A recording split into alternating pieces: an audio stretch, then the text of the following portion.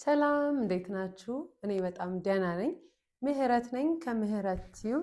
እማታውቁኝ ምህረት እባላለሁ። እየገባችሁ ሰብስክራይብ አድርጉ። ምንም ሳልነግራችሁ ሰብስክራይበሩ ይጠቅመኛል፣ እናንተ ደግሞ ከኔ ትጠቀማላችሁና አምናችሁ ሰብስክራይብ አድርጉ። ታዲያ የዛሬ ሳምንት ጥያቄ መልሼ ነበርና በየሳምንቱ ቅዳሜ ቅዳሜ ጥያቄዎቻችሁን እየመለስኩኝ አብረን እንቆያለን ባልኩት መሰረት አንድ ጥያቄ ደርሶኛል። ያንን ጥያቄ እንመልሳለን። እናንተም ያው ሀሳባችሁን ኮሜንት ሴክሽን ላይ ስለምታስቀምጡ ኮሜንታችሁን እያየውን እኔም የሰጠሁት ሀሳብ ላይ ትክክል ነኝ ወይ ተጨማሪ ደግሞ ሌሎች ምን ይላሉ የሚለውን እድል ለእናንተ ነው የምሰጥ። አብራችሁኝ ስለምትሆኑ በጣም በጣም እጅግ በጣም አድርጌ አመሰግናለሁ። እወዳችኋለሁ። እግዚአብሔር ያክብርልኝ። ቤተሰብ ሆናችሁኝ አብራችሁኝ ስለምትቆዩ ስለምንቀጥል ደግሞ ገና ወደፊት ብዙ ነገሮች አብረን ስለምንሰራ ስለምታበረታቱኝ በጣም ነው የማመሰግነው። ሰሞኑን ትንሽ ስቱዲዮ ተቀይሯል እና ቡናም የለም። ቡና 900 ብር ገብታ አይደለም መጠጣትም አቁሜ አይደለም። እንደውም በሌላ ቪዲዮ እንዴት ቡና መጠጣት እንደጀመርኩኝ እና መቼ ቡና መጠጣት እንደጀመርኩኝ አወራለሁ። ያው ታውቃላችሁ ሌላ ነገር አወራለሁ እያልኩኝ ሁሌ ነው ማጓጓችሁ፣ ግን ይሄኛውን የምር ነው የምናወራው። ወደ ጥያቄ ልግባና ጥያቄ የጠየቀችኝን ጥያቄ እንደመመለስ ብቻ አይደለም የኔም ሀሳብ ስለሚሆን ሀሳቤን ሼር አረጋታለሁ፣ ይጠቅማታል ብዬ አስባለሁ። ሌሎቻችሁም ጥያቄ ሲኖራችሁ ጠይቁ፣ ይመለሳል። ምክንያቱም እኔ ቤት ከኖርኩት እንጂ ከተማርኩት አይወራም። ጥያቄዎችን ሁለት ጥያቄ ነው ዛሬ ጊዜ ካለን እና ከፈቀዳችሁልኝ የምመልሰው። የመጀመሪያዋ ጥያቄ እንኳን ደህና መጣሽ ከማለት ነው የጀመረችው። ቤተሰብ ናት በእርግጠኝነት። እንኳን ደህና መጣሽ፣ እኔ ምን ላድርግ እስኪ ምከሪኝ። አረብ ሀገር ስመጣ 15 ዓመት ነበረ። ከመጣው 13 ዓመቴን ይዣለሁ። ለቤተሰብ ነበር የኖርኩት። አሁን መላክ አቆምኩ። ሁሉም አኮረፉኝ። እናቴም ሳትቀር አኮረፈችኝ። እንዳትረሱ። እንደገና ኮሜንቱ ስላለ ገብታችሁ ማየትም ትችላላችሁ። ሁሉም ሰው አኮረፈኝ። እናቴም ሳትቀር መግባት እፈልጋለሁ። መንገድ የለም፣ ዝግ ነው። ደግሞ መንጃ ፈቃድ የማውጣት እድል አለኝ። አውጥቼ የዚሁ ልቅር ሰው ሀገር፣ ምክንያቱም ሰው የለኝም ነው ያለች። ለእኔ ራሱ በጣም ከባድ ነው የሆነብኝና ዝም ልላት ስለማልፈልግና ዝም ማለት ስላልቻልኩ ነው የመለስኩኝ። እርግጥ ነው እኔ የምሰጣት ሀሳብ 100% የሚሰራ ነው። አድርጌ አክሽን ውሰጂበት ላይሆን ይችላል። በጣም ብዙ ሰዎች ብዙ ሀሳብ ይሰጣሉ። ከዛ ላይ ግን ውሃ የሚያነሳ በትክክል ደግሞ ይሄኛው አዎ ለእኔ ትክክል ነው ብላ የምታስበውን እንድትወስን ግን ይረዳታል። እናንተም ከስር የምታስቀምጡት ኮሜንት በዛ ልክ በጣም ነው የሚረዳት እና ግራ እንደገባት ግልጽ ነው። ደክሞኛል እያለች ነው እና መንጃ ፈቃድ ባወጣ የማውጣት እድሉ አለኝ። መንጃ ፈቃድ አውጥቼ እዚሁ ልቅር ወይ ስትል እዛው ቀርታ ምንድን ነው የምትሆነው? ውቨር ላይ ልሰራ ነው አላቅም። ምክንያቱም ጨምራ አልነገረችኝም። እዚሁ ልቅር ወይ መንጃ ፈቃድ የማውጣት እድሉ አለኝ ነው ያለችው። ከመጀመሪያው ስንነሳ ከመጣች በ15 ዓመቷ መጣች። 13 ዓመት ሊሆናት ነው እዛ ሀገር። ሰዎች ሴት 28 ዓመቷ አካባቢ ነው። 13 ዓመት ሙሉ ለቤተሰብ ስትልክ ኖረች ማለት ነው። እና እኛ ለቤተሰብ ብር ስንልክ ሁለት ነገር እንደምናጠፋ ልናቅ ይገባል። የመጀመሪያው እነሱን እናሰንፋለን። በቃ የስራ ኢነርጂ እንዳይኖራቸው፣ እንዳይንቀሳቀሱ፣ እንዳይሰሩ ዲፔንድ እንዲሆኑና እኛ ላይ ጥገኛ ሆነው እንዲጠብቁ ነው የምናደርጋቸው። ስለዚህ ሁልጊዜ ጸሎታቸው የሚሆነው የኛ እዛ ሀገር መቆየትን ነው ማለት ሰላም ሆነን ደህና ሆነን እንድንቆይ እንድንሰጣቸው ብቻ እንዳይቋረጥ ነው። ምክንያቱም 13 ዓመት ሙሉ እሷ ላይ ተቀምጠው ምንም አይነት የመስራት አቅም የላቸውም ማለት እነዚህ ሰዎች አሁን ለመንቀሳቀስ ከማሰብ ይልቅ እሷን እየጠበቁ እሷ ላይ ዲፔንድ ሆኖ መኖርን ይመርጣሉ። እኔ አሁን ብሆን ማደርገው እሱን ነው። የእሷ ወንድም ወይ እህት ብሆን የምፈልገው ያስለመደችኝን ነገር ነው። ታውቃላችሁ አይደል? ከዚህ በፊት አውርቻለሁ። ያስለመድነው ነገር ከቀረ አንፈለግም። ያስለመድነው ነገር እኮ ሱስ ሆኗል። በቃ እንዳይንቀሳቀሱ እንዳይሰሩ፣ ያውም ደግሞ እህቴ ከውጭ ትልክልኛለች ምን አስጨነቅ። እድሜ ለእህቴ እድሜ ለወንድሜ። እውነት ስንናገር ስንመጣ እድሜ ለእናንተ ላንባል እንችላለን። በሌለንበት ግን የኛ ጥቅም በጣም ስለሚያስፈልግ ብዙ ጊዜ የሰጠናቸውን ነገር ያወራሉ። እና የመጀመሪያው መልሴ 13 ዓመት ሙሉ ለቤተሰብ አትኑሩ፣ ምንም ውስጥ ቢሆኑ። ለምሳሌ ታናናሽ እህትና ወንድም ካለሽ ለሌላ ሴት ስለሚጠቅም ነው ወይ ለሌላ ልጆች ስለሚጠቅም ነው። 13 ዓመት ሙሉ እነሱን ከምትረጂ ከቤት ሌላ ሰው ውሰጅ። አንቺ ያለሽበት ሀገር ይምጡ ሁለቱን። የመጣችሁ ሁለተኛዋ ወንድሟን ታምጣ፣ ሶስቱን ግድ የለም አምስታችሁም እዛው ሄዱ። ለእናታችሁ ከሆነ ሰው የሚያስፈልገው ሰራተኛ አለ የእውነት። ከዛስ አንዳችሁ ሌላኛችሁን ይዛችሁ ስትሄዱ እዛ ሀገር ላይ እጅ ለእጅ ትያያዛላችሁ፣ ትጠነክራላችሁ። እንደገና ደግሞ አንድ የበረታ ነገር ትሰራላችሁ። ከአንድ ብርቱ ሁለት መድኃኒቱ ነው የሚባለው እና እዛ ሆናችሁ መብዛታችሁ አስፈላጊ ነው እና እዛ ላሉ ሰዎች ከመርዳት እና ምን ልላችሁ ነው፣ በመሀል ተቋርጬ ነው የመጣው። ለእናንተ ማሳሰብ የምፈልገው ወደዚህ ሀገር መምጣቱ አማራጭ ካልሆነ ማለት 13 ዓመታችሁ ሉዝ ከማድረጋችሁ በፊት እዚህ ያለውን ሰው ውሰዱት። ይኸውልሽ አንቺ ወስነሽ እዛ ስትቆይ እህትሽን ነይ ሰሞኑን ነይና ፓስፖርት አውጪና ምናምን ብትያት ክፉ እንደሆንሽባት ነው የምታስበው።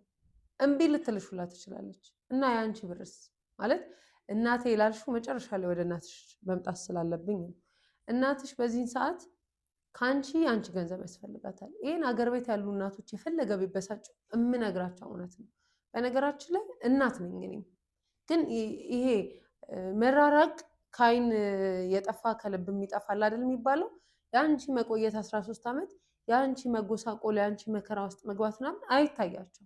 ሁለተኛ ነገር ደግሞ የመጀመሪያውን 6 ወር ነው እናቶች የሚጨነቁት። ለምዳ የሆነ ወይ ትቀጥላለች ወይ የሸጥኩት በሬ ይመለስልኛል ወይ ብቻ አጠቃላይ አይደለም እያወሩ ያሉት፣ ግን ከ70% በላይ ተመሳሳይ ነው። ማንም ምንም ቢለኝ ሀሳቤን አልቀይርም። የአንቺ እናት ከሰባዎች ውስጥ ሆና ሊሆን ይችላል። ደግሞ ስታኮርፍሽ የእሷ ብቻም አይደለም። ለምሳሌ ልጆቿ ማለትም ወንድም እህቶችሽ የአንቺ ብር መቋረጥ እምቢ አልክም ማለት ለምን የሚል ጥያቄ ያስነሳል። ለምንድን ነው የምታቆሚው? ማለት ማቆም እኮ አትችይም። እንደዛ ብለው ነው የሚያስቡት። በዛ ላይ ደግሞ ረንደም ይሆናል፣ ድንገት ይሆናል ያቆምሽ ማለት ከዚህ በኋላ ገንዘብ አልክም ለራሴ ልኖር። እነሱ እንዲያስቡልሽ የጠበቅሽውን ጊዜ እርሹ። ምክንያቱም እነሱ ካሁን አሁን በቃ ብለውሽ ጠግበው ቀዳዳ አይሞላም ጭራሽ። ስደት ላይ ሆኖ ገንዘብ መላክ ማለት በወንፊት ውሃ መያዝ ማለት ነው። በማጣሪያ ውሃ አይያዝም በረዶ ካልሰራ። አንቺ በማጣሪያ የማይያዝ ውሃ እየሰጠሻቸው እለት ተዕለት ወር ከወር ያንቺን ብር እየጠበቁ ይዝናኑ፣ የሚፈልጉትን ያደርጉ ነበር እንጂ አይ ገና ለገና ያልቃል፣ ምናልባት ደግሞ አንድ ቀን እቺ ልጅ ያልቃልም ያበቃልም ብለው አስበው ታጣለች፣ ወደ ሀገር ቤት ትመጣለች ብለው አስበው በቃ የራስሽን ኑሮ ኑሪ አይሉሽም።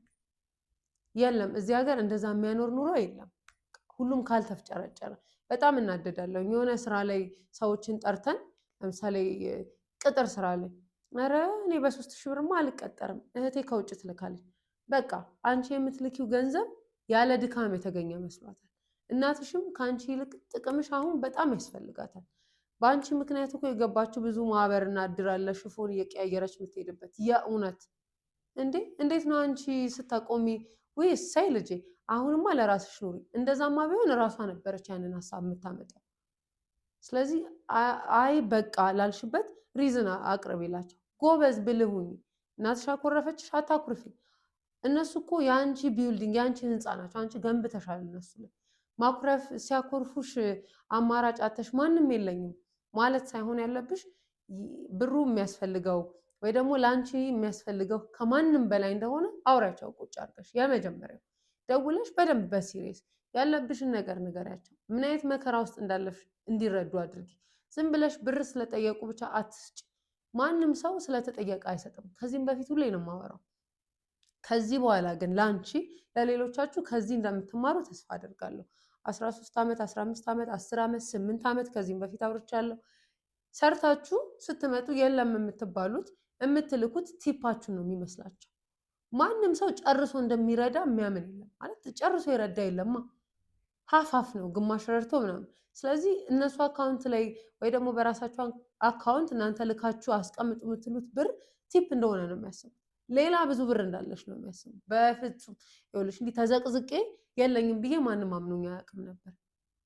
እኔ 10 ብር ለማግኘት ልጄን ይዤ መንገድ ላይ አቀፋያት 10 ብር መንገድ ላይ ሳይ ሩጬ ላነሳስል መኪና ገጭቶኝ ነበር። የእውነት ማለት ለእኔ 10 ብር በዛ ልክ ቫልዩ ሲኖረው እነሱ ግን 1,000 ብር አለሽ 5,000 ብር አለሽ ብለው ከመጠየቅ አልደከሙም። ለምን? ስለማያምኑ ከነዳጁ ተቆርሶ ለኛ የሆነ ድርሻ እንዳለን ይዘን እንደምንመጣ ነው የሚያስቡት። ሁለተኛ እዛ ሀገር መንጃ ፍቃድ የማውጣት እድል አለኝ ላልሹ መንጃ ፍቃድሽን አውጪ። ያገኘሽውን እድል ሚስ እንዳታረጊ። ማለት በቃ እድል ነው ብለሽ የምታስቢው ነገር ተጠቀሚ። ያ መንጃ ፍቃድ እዛ ብቻ አይደለም እዚህም ይጠቅምሻል። ኢንተርናሽናል አድርጊው፣ መንጃ ፍቃድሽን አውጪ። እዚህም መተሽ ትሰሪበታለሽ። እዛ ግን ምን ለመስራት እንዳሰብሽ አላውቅም። ውቨር ለመስራት ወይ ደግሞ እኛ ሀገር ራይድ እንደምንለው ለመስራት አስበሽ ከሆነ እድሉ አለ ወይ? አረብ ሀገር ሴቶች ይህንን ነገር መስራት ይችላሉ ወይ? አላውቅም። ምናልባት መጠየቅ ሊኖርብኝ ነው ይሄንን። አንቺም ደግሞ ጠይቀሽ አጣሪ። ያም ቢሆን እዛ ሀገር ለመኖር በቂ አይደለም። ማለት ሳታገቢ ሳትወልጂ፣ ብታገቢና ብትወልጂ ደግሞ ጭራሽ ያለ ሀገርሽ ነው ማለት ማንም የለኝም የሚለው ስሜት ራሱ ከባድ ነው። ስለዚህ ከዛ ስሜት የምትወጪው የምርም ደግሞ ስትወጪ ከሀገርሽ አሁን ያስቀመጥሽው ፕላን ቢ ነው ማለት ማንም የሚቀበለኝ ከሌለና አማራጭ ካጣው ሀገሬ መጥቼ አሁን እንዳልሹ አይነት የሚቀበለኝ ሰው ስለሌለ እዛው መንጃ ፈቃዴን አውጥቼ ልቅር። ወይ እስከ መች ነው የሚቀረው? ነገ እድሜ ሲጨምር ጉልበትሽ ይቀንሳል። እድሜ ሲጨምር ጉልበትሽ ቀንሶ ከተበዘበዘ በኋላ ብትመጪ እንኳን ለሌላ ለራስሽ አትጠቅሚ። ስለዚህ ጊዜው አሁን ነው። መንጃ ፈቃድሽን ተማሪ፣ ሌላም ነገር ገንዘብ የምታገኝበትን ነገሮች አመቻች። ከዛስ ወደ ሀገርሽ ነው። ለእነዚህ ሰዎች ከዚህ በኋላ በምንም አይነት ሁኔታ አትስጪ። አንድ እንደ በቃ ኦፈር አድርገሽ ወይ ደግሞ እንደሆነ ስጦታም ሆነ እንደሆነ ነገር አድርገሽ ለእነሱ መስጠት ካለብሽ ኑ በያቸው።